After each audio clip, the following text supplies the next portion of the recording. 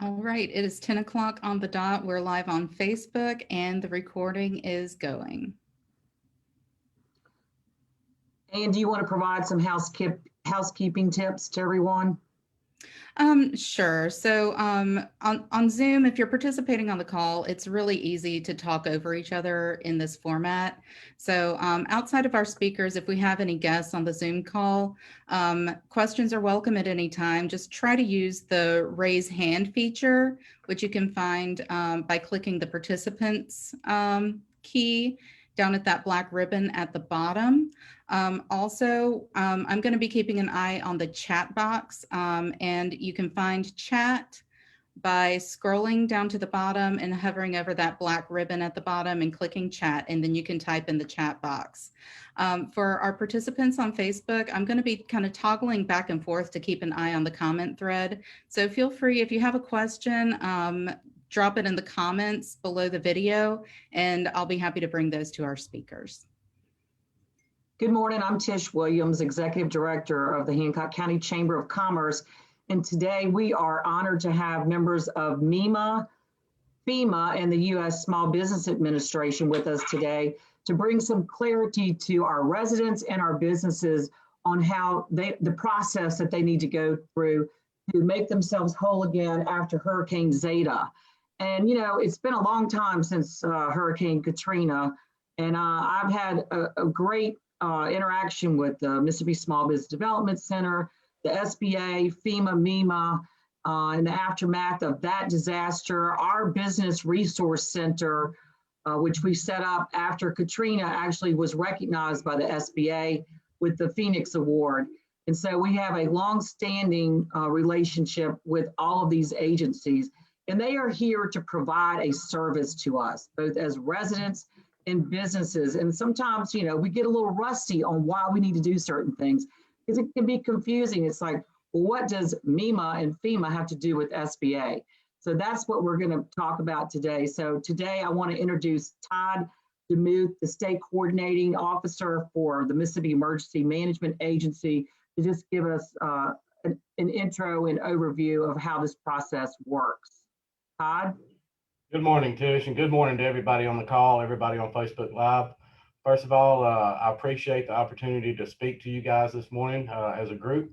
One of the challenges, Tish, as you've just mentioned, that we face as an agency and as an operation post-event, specifically once it becomes federally declared, is getting the word out to the entire population of the affected area, to include the business owners, to include the folks that normally wouldn't get this information via traditional means. So we're having to be incredibly creative.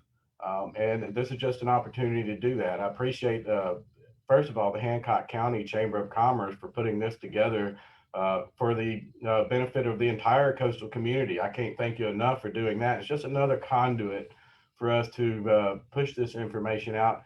And not only that, to maybe provide some clarity within the process itself, and you know, who's eligible, who's not, and what eligible actually means to the individual and to the small businesses. So you know, as the state coordinating officer, it's my duty to work with the federal coordinating officer to within reason ensure that all eligible applicants have the opportunity to apply for and receive some sort of federal assistance following this traumatic event.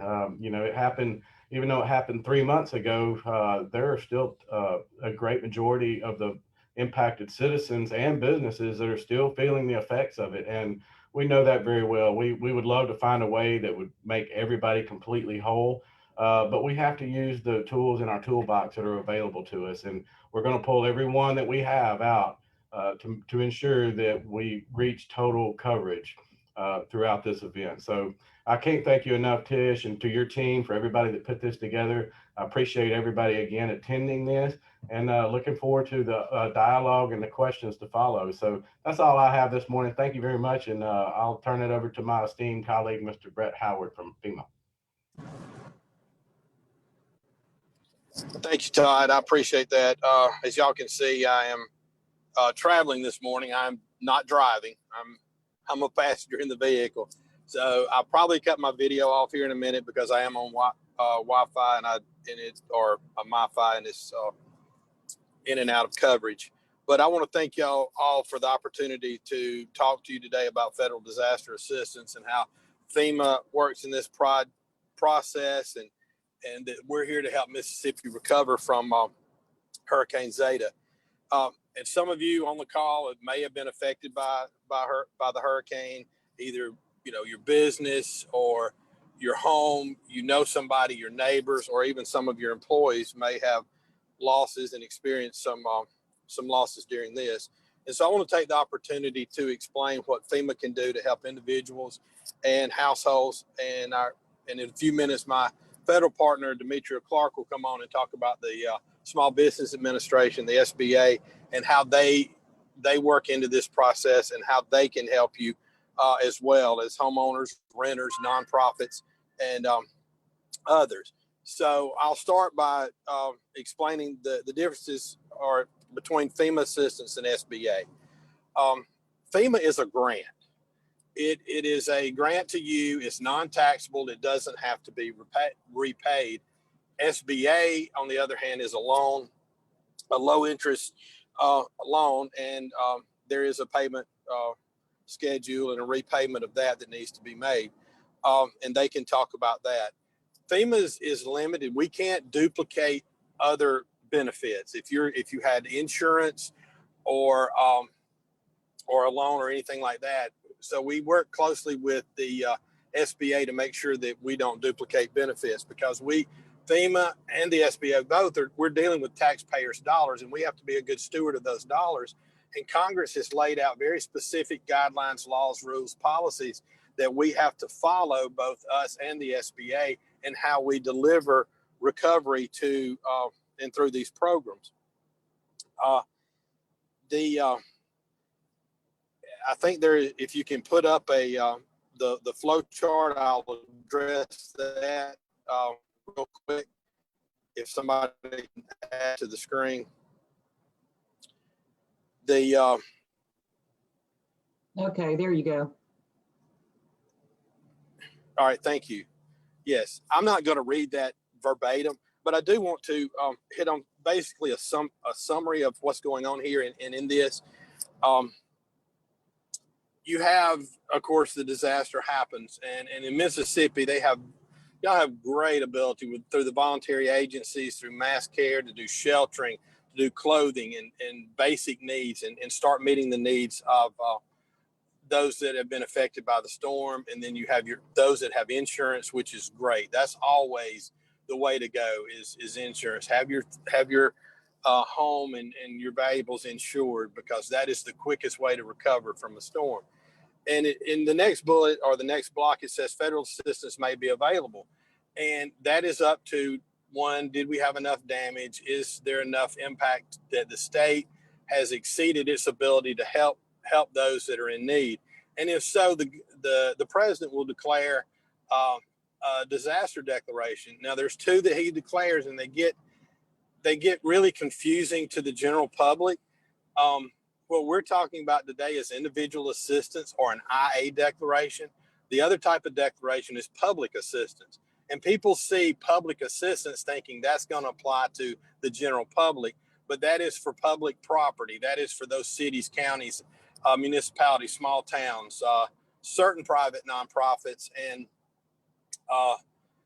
and those type of agencies. So we deal with individual assistance, and that's what we're talking about today. So with the individual assistance declaration that we have here in Mississippi, you have FEMA housing assistance, you have the rental assistance, you have repair, meaning if your home got destroyed and you're uninsured and you qualify for the FEMA grant, then we can help you with rental assistance while your home is being repaired or something like that. Skipping on down. So I was not going to go through all this, but I want to talk about the process. So when it's open and we have a disaster declaration, you apply to FEMA and you're applying for the grant. But when I'm talking about policies, procedures, when you fill out all that information, what you're eligible for FEMA we can immediately start looking at that and rolling out funds to help you in your recovery. Where we then the next part of the process is we're going to ask you, you're going to receive something from the Small Business Administration. Whether you're a business or a homeowner, businesses are going to apply directly to SBA, and the homeowners will see an SBA application come in the mail. That's part of the process. Please fill it out. Make sure you fill that out. If you are eligible to receive a loan, doesn't mean you've got to take it. But if you do not fill that out and complete that application process, your ability to even receive the grant has stopped. So you need to keep talking to your constituents, your citizens, and tell them, look, you don't have to take the loan, but you got to fill out the paperwork. So once that's done, if you qualify for an SBA loan, then SBA will contact you and see if you want to, how you want to proceed with that in your recovery. It may or may not be something you want to do. If you don't qualify for a loan, then the FEMA recovery program step in. But what I want everybody to understand is SBA is so much larger and can do so much more than FEMA can do. We have limits on the amount of money we can give anybody. And it's basically just a little bit above $35,000. It's the most a FEMA grant can be. So if you had a $100,000 home, FEMA is not going to come in and make you whole again. But however, we will give you a hand up and help you with everything that we can legally through what Congress has appropriated, what they say we can do. We will make sure and work with the state to make sure you get every dime you're eligible for through our program. Right now, we have given out in the state of Mississippi about $3.9 million. That is the FEMA grant side. SBA, typically on disasters this size, will double or triple our efforts. When I say SBA has a lot more, they do. So right now, and SBA can talk about their numbers, but they're probably close to doubling us right now on funds coming out. And then after you go through that process and either a loan or a FEMA grant, there's still unmet needs out there that things that don't get paid for on any program. And that's where the volunteer agencies, the unmet needs committees that MEMA has, the state of Mississippi has, fall in to try to catch those that fall through the cracks and help in that way. So it's really a whole community approach. We look at everything we can, and I'm talking about federal programs on the FEMA side is grants, as the SBA is loans. And so if right now those that are eligible for that live in George, Greene, Hancock, Harrison, Jackson, and Stone counties, you're eligible for FEMA and SBA assistance. You can register in several ways. You can visit disasterassistance.gov, use the FEMA app, or call the 1-800-621-3362, 1-800-621-3362.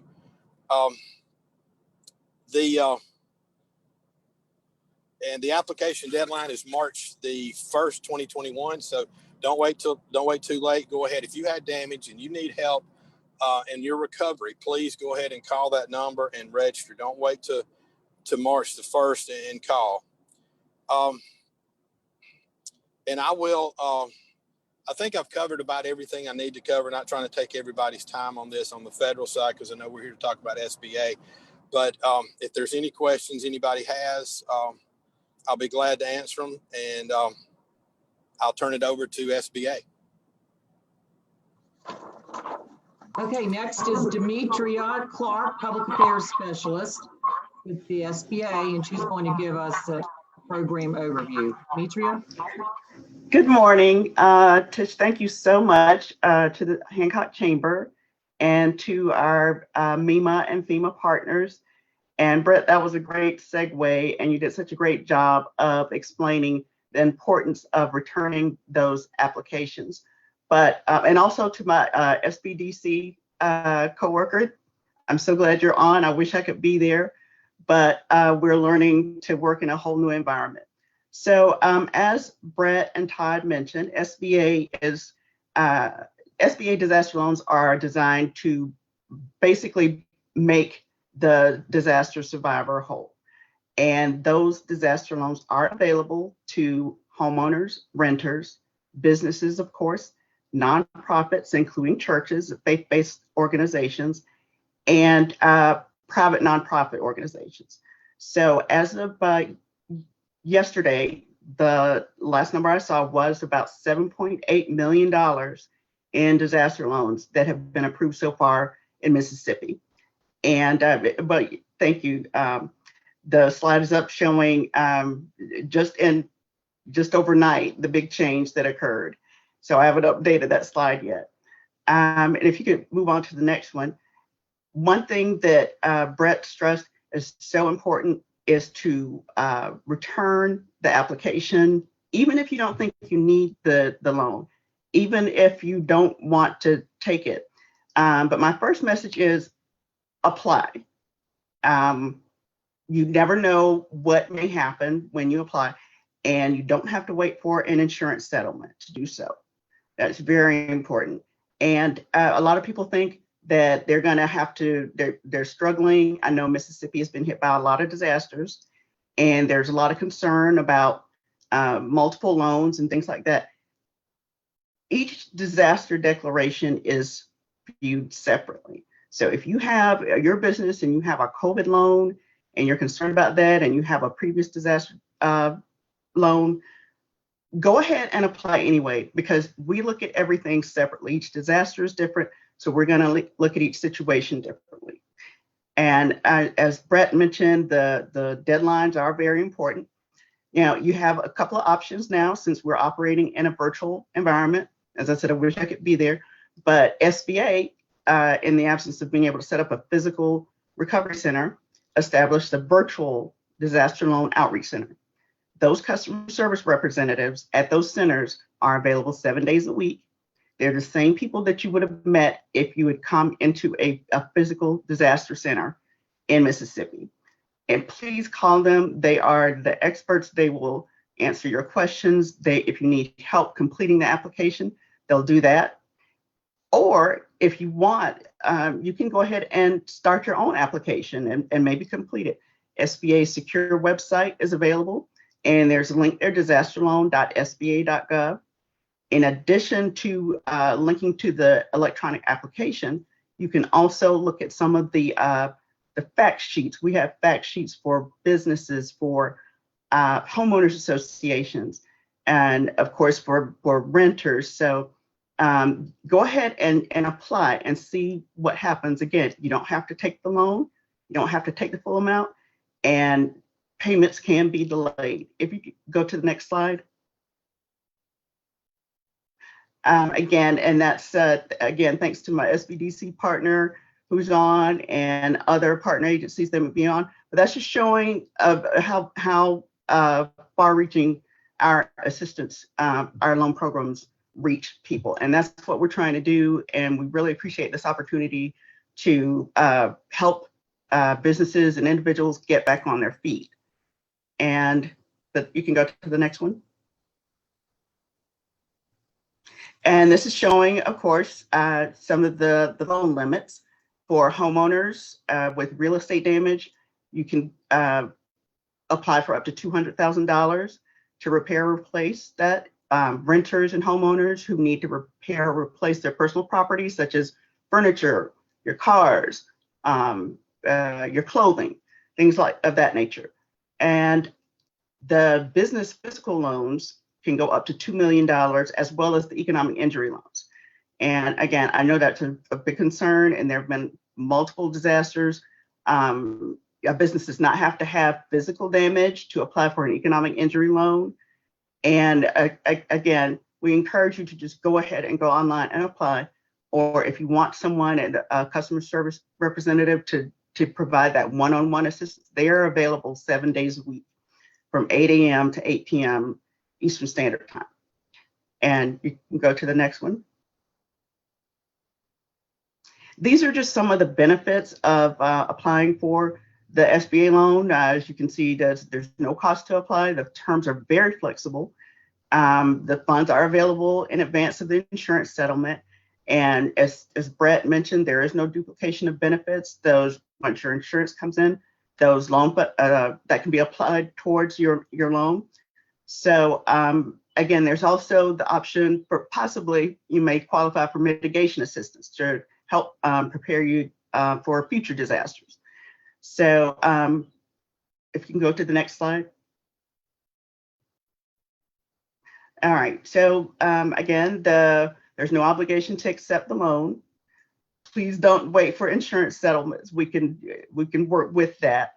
And we encourage everyone to go ahead and register online with FEMA. As you see, disasterassistance.gov, or download the FEMA app. And again, the physical damage application deadline is the first one that's coming up. That's March 1st. Please don't wait. Go ahead and apply as soon as possible. And we really want to help, and we really appreciate this opportunity to get the word out.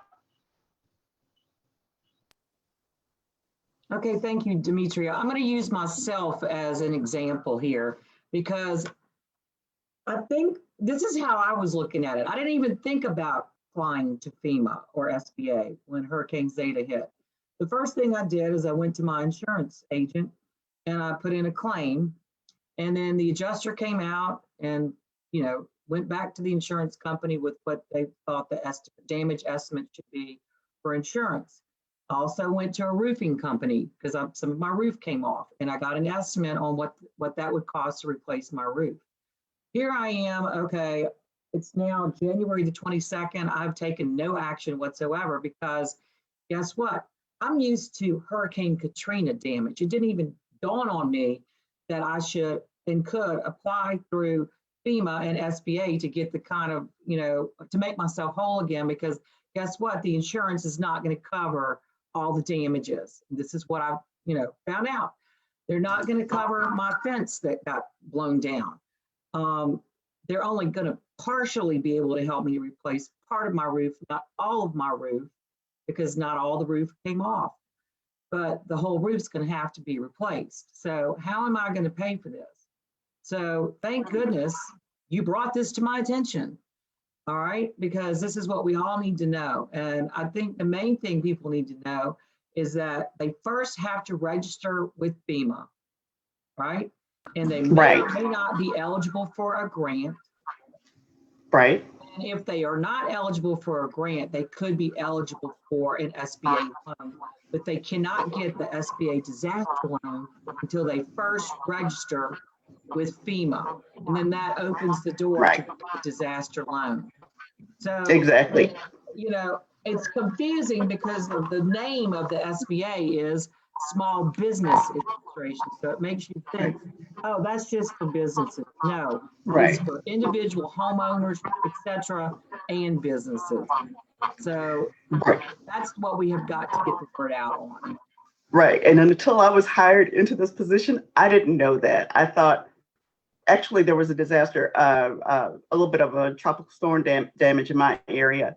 And I remember the FEMA person coming out and being referred to SBA. And I thought, why are they referring me to SBA? Of course, that was many years ago. And now it's all sinking in. And that again, like you said, people really need to make sure they go ahead. If FEMA refers them, they need to go ahead and just complete the application. It's not going to cost anything, and that's going to keep them eligible for other benefits down the line, other assistance. The deadline is also, like you said, that you tried your insurance and then register with FEMA. And one coworker described it. He explained it to me like this. He said it's think of recovery as like a three-legged stool.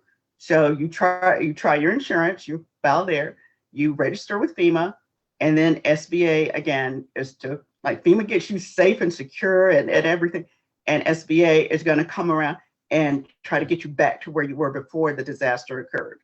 So it's very important to follow through with those applications.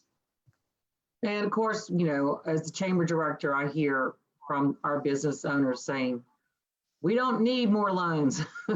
We want grants. Why can't we get grants?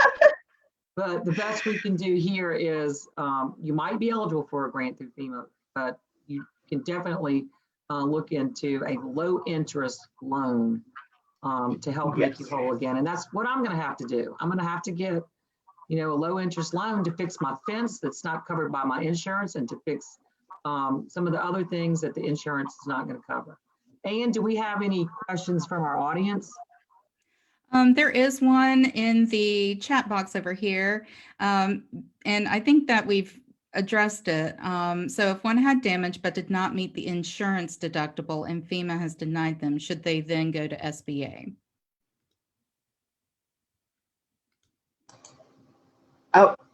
Yes, we encourage everyone to apply. Again, it's not going to cost anything. It's very easy. You can do it yourself, or you can, even if you want to download a paper application, you can do that. It's worth the effort to just see. You never know what you may be eligible for. And our customer service representatives and loan officers are very experienced. So they're going to try to help you in any way they can. So Demetria, you have the virtual business center, but you also have, or is this the FEMA offices that have been opened in various locations throughout the country? I think that's FEMA and MEMA. Okay. Yeah, we have a virtual center, but FEMA and MEMA have So I don't know if Todd wants to address that. There is a center open here in Hancock County at the Hancock Resource Center. Rhonda Rhodes is the executive director of that. It's located right next to Pearl River Community College in the shopping center that's where Claiborne Hills is located. Todd, did you want to say anything about that? Absolutely. By the way, a fantastic location. So what those centers are, we call them registration intake centers. So as Demetria mentioned, in most cases, FEMA and MEMA are going virtual with recovery to the most reasonable degree possible. That being said, we by virtue of working a ton of disasters in the past, we understand that there's always going to be a segment of the population that doesn't have the ability, for whatever reason, to apply for FEMA assistance in a traditional virtual method, via online or via the phone call, the 1-800 number. So these centers were set up to run for 2 weeks. So unfortunately, they're going to close at noon tomorrow in all locations except for Jackson, because they were a week later getting open. But the concept for those centers was for folks that didn't understand how to get registered, we could walk them through that process to the registration process. And because those centers are closing doesn't mean that registration is closed. It doesn't mean we're going to message it in all platforms that are available to us that they can, in fact, still go through the registration process. And hopefully, talking to the chambers and the good people on the coastal areas, we can get help with that. And you'll see the common trend in this discussion, this dialogue, is you don't get anything if you don't apply. You have no avenue of assistance whatsoever if you do not apply. And again, you're not obligated to anything as a result of applying, but you're certainly not going to have any idea what might be available to you if you don't at least go begin the process and register with FEMA. So you're going to hear me say that over and over and over: register, and then see, you'll at least know on the back end what is and isn't available to you. So for instance, if SBA doesn't help you, and we tried every part of the three-legged stool, as Demetria mentioned, then we've got to figure out another way to try to provide assistance to those citizens. And our volunteer organizations are catalysts to do that as well. We do have some small avenues of assistance from the state, but nothing to the degree that FEMA can provide and the SBA can provide. But but what we'll do on the back end of all this, for those that do fall through the cracks, for lack of a better term, is we're going to try to identify those humans and try to hook them up with the proper volunteer agencies to see if we can't get them whole in some sort of way or another, to make their life just a little bit more bearable, if you will, as opposed to what it could be at this moment. So as a result of the damages from Hurricane Zeta. So I know I rambled there a little bit, but I hope I cleared that up. That those centers, to get back to the original point, their sole concept was to add another avenue of registration assistance for the coastal community.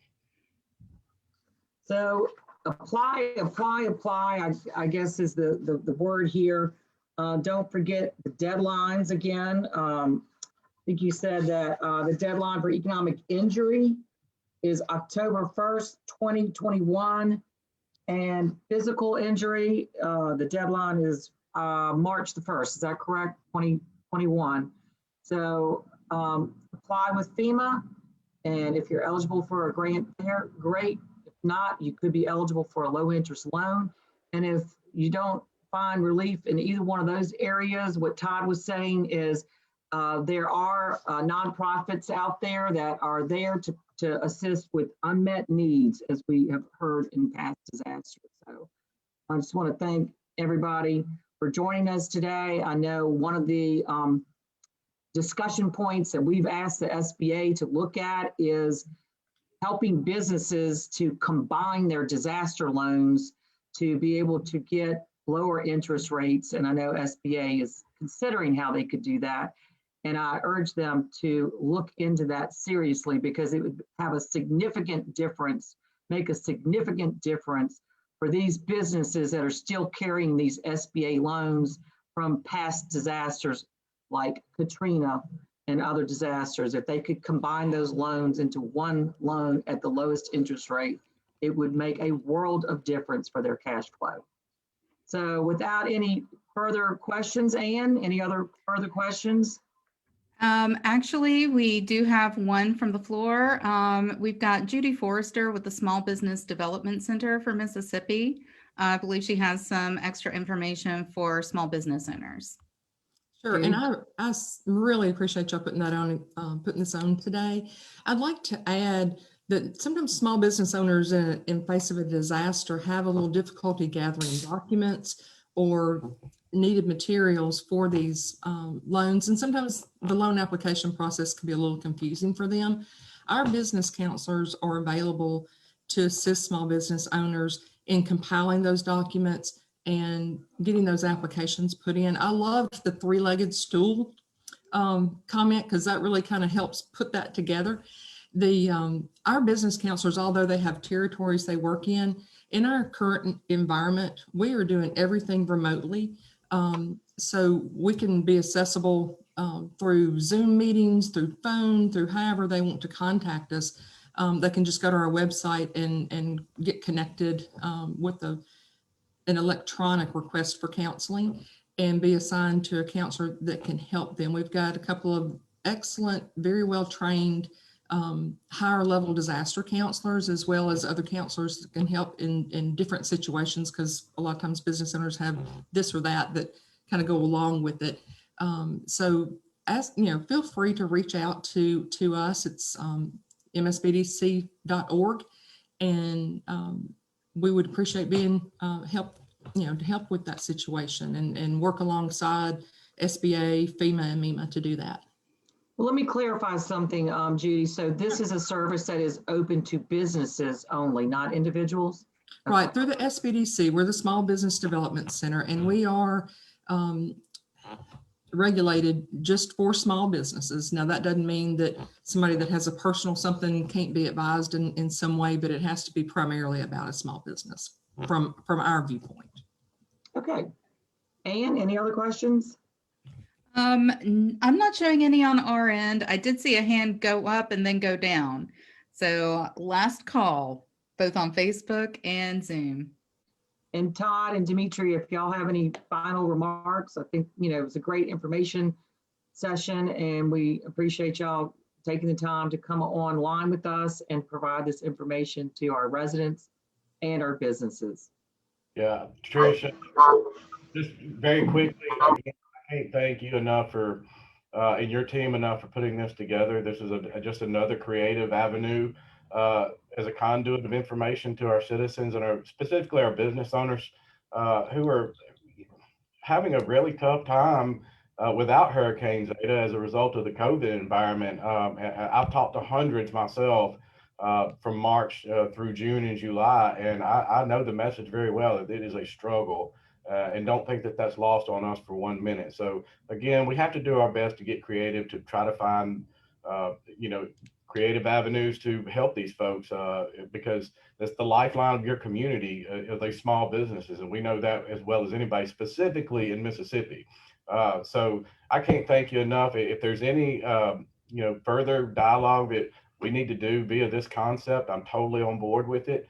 I appreciate very much my friends from SBA and my friend Brett Howard from the Federal Emergency Management Agency. We walk in lockstep.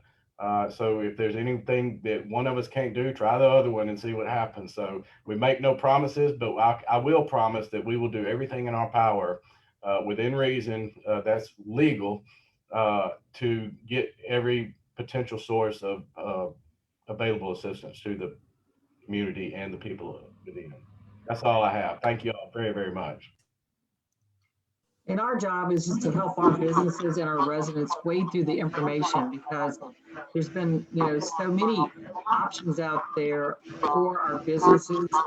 The Paycheck Protection Program, the Employee Retention Tax Credit, and all of that can be confusing because, and then now you've got, disaster response from Hurricane Zeta. So it's just a lot of information for individuals and businesses to consume and to follow up with. So I thank y'all for giving us this information and also, reminding us to apply, and make themselves whole again. Thank you. And we look forward to seeing all of you in person soon. This concludes the session. Thank you. Thanks, Tish. Thanks, everyone. Have a good weekend. Thanks, All right, Judy. thank y'all. Thanks,